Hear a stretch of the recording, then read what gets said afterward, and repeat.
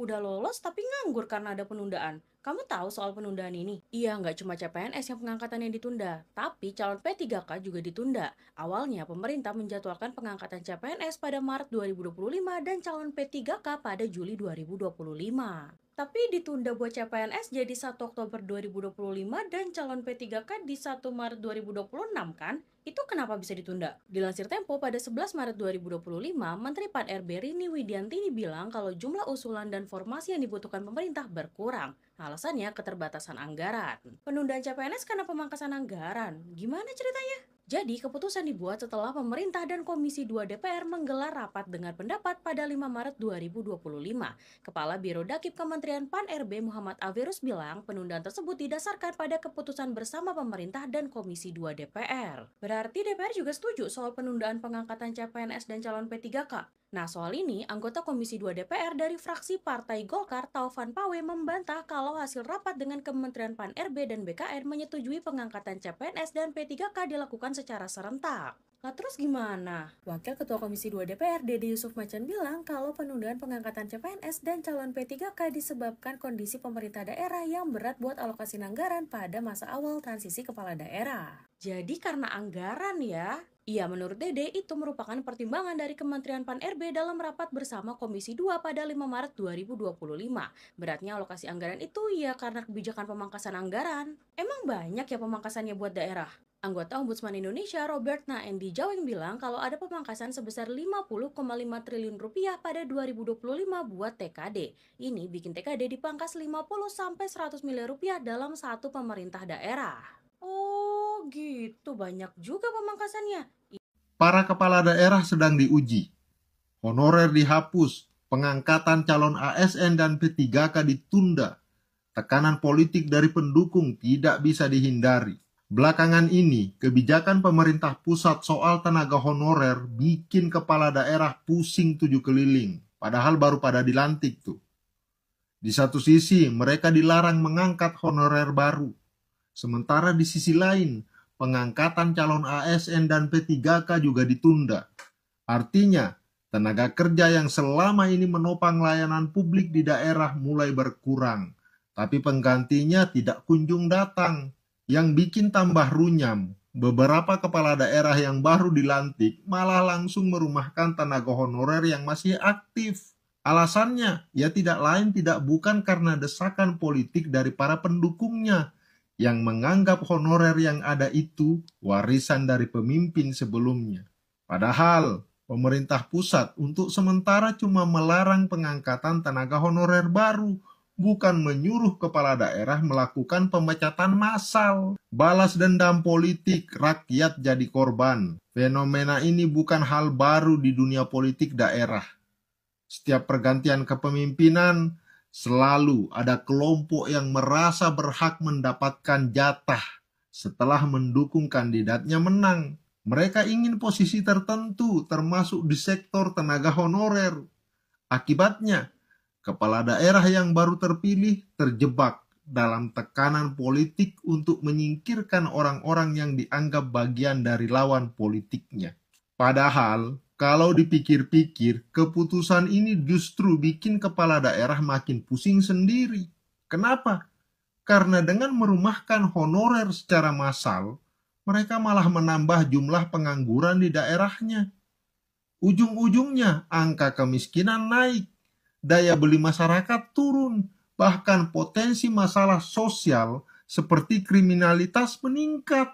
Di tengah kondisi ekonomi yang belum stabil saat ini, memberhentikan tenaga honorer tanpa solusi jelas itu ibarat menambah beban sendiri. Inilah saatnya kepala daerah bertindak cerdas. Di situasi kayak gini, kepala daerah harus punya sikap.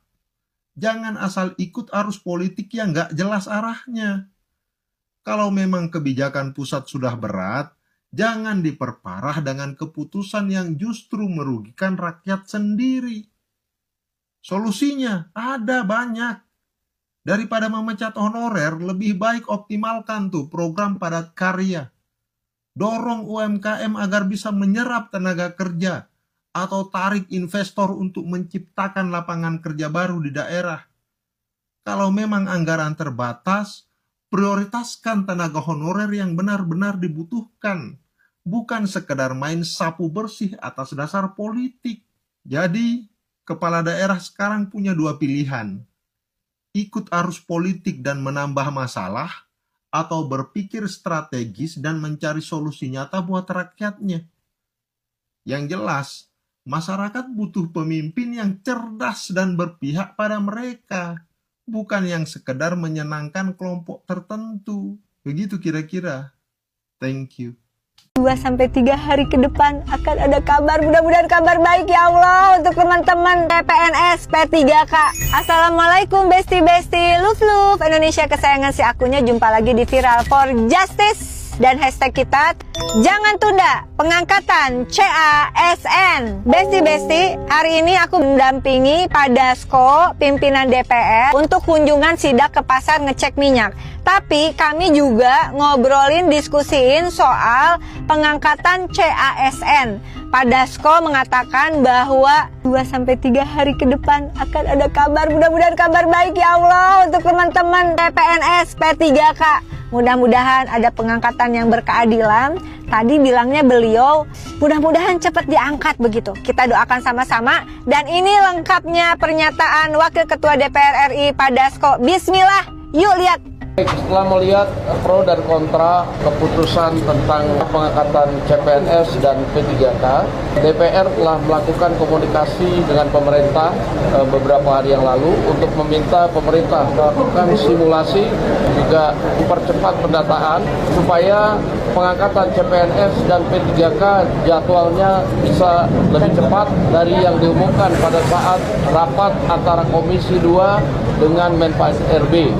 Nah, mudah-mudahan dalam 1-2 hari atau paling lambat minggu depan, hasil simulasi yang diminta oleh DPR kepada pemerintah dapat diumumkan dan mudah-mudahan hasilnya untuk pengangkatan CPNS dan P3K lebih baik dan lebih cepat jadwalnya. Demikian. Sama P3K kan bilang diundur dilantiknya. Ini kan menuai pro kontra ini Bang. Kalau DPR melihatnya seperti apa? Baik, 2 hari yang lalu DPR sudah memberikan masukan kepada pemerintah berdasarkan hasil rapat Komisi 6 dan Kementerian Pan-RB, Komisi 2 dengan Kementerian Menpan-RB beberapa waktu yang lalu dan BKN. Kami meminta pemerintah melakukan simulasi-simulasi untuk mempercepat pendataan, merapikan pendataan, dan juga mempercepat pengangkatan CPNS dan P3K agar bisa dilakukan lebih cepat dan semua di tahun 2025. Alhamdulillah. Dan kita akan mendengarkan hasilnya mungkin paling lambat minggu depan dari pemerintah. Keputusan tentang percepatan pengangkatan CPNS dan P3K. Demikian. Kalau pemerintah tidak bisa meyakinkan publik, maka Ombudsman menyampaikan kembali ke model lama. Selama ini kita nggak pernah ada namanya pengangkatan serentak, nggak ada. Ini kan bukan pilkada atau pilpres. Selama ini, sejauh dia sudah ditetapkan NIP-nya, lalu kemudian SK pengangkatan sudah diserahkan, masing-masing instansi kemudian cari sendiri jadwalnya. Artinya apa? Itu pengangkatannya itu bertahap atau sesuai saja dengan kondisi masing-masing instansi. Bagi kami itu cukup merugikan sebetulnya, sangat merugikan, dan bagi kami sangat zalim gitu, karena ya kita setelah ini mau bagaimana gitu, malah menciptakan pengangguran baru, pengangguran semu. Apalagi ini kerugiannya tuh beragam macam-macam. Ada yang kerugian udah terlanjur resign, ada yang harus bayar penalti, ada yang udah terlanjur beli tiket pesawat dan nggak bisa di refund, ada yang udah terlanjur pindah ke lokasi penempatan,